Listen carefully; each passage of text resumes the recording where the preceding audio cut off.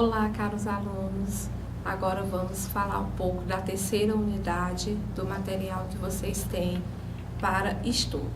Essa terceira unidade, ela vai abordar as relações de referenciação e referente, além do fenômeno da anáfora.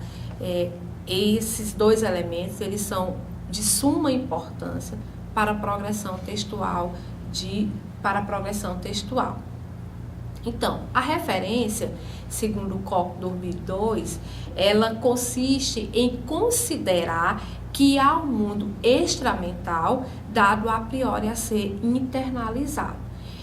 Essa concepção, ela persiste entre os cognitivistas e os clássicos, os cognitivistas clássicos e os racionais.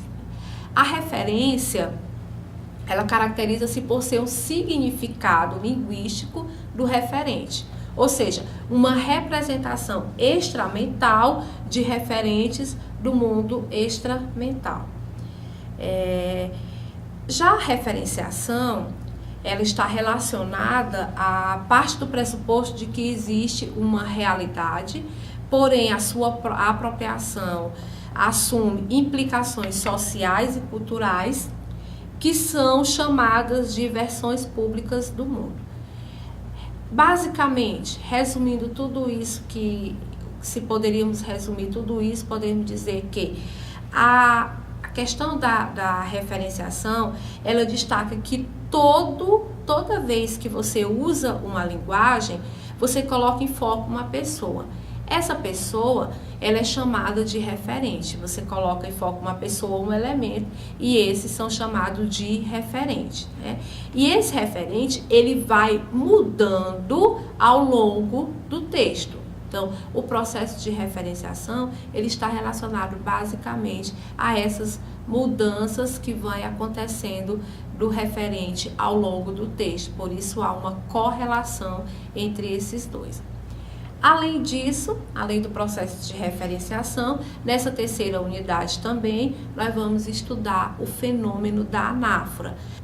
Então, nós temos dois tipos de anáfora, né? E as anáforas, elas podem podem acontecer sem uma recategorização do referente, ou pode acontecer considerando uma recategorização do referente. E elas podem ser classificadas da seguinte forma: as anáforas não correferenciais, que são aquelas em que não há uma identidade estrita com o antecedente textual.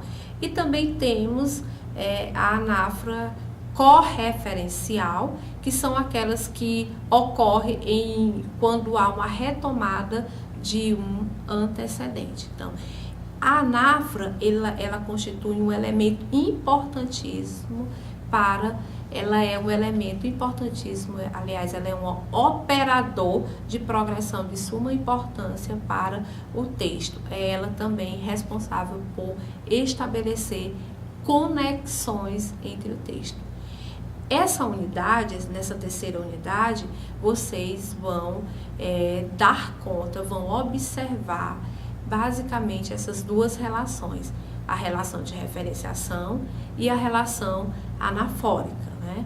Esse processo de anáfora, entendido aí mais uma vez como uma conexão, uma coesão, responsável por uma coesão entre os elementos do texto. Então, aqui nós finalizamos esse material de estudo com essas três unidades. Desejo a vocês bons estudos e que vocês consigam obter êxito em seus conhecimentos nessa disciplina de linguística textual. Até um próximo encontro.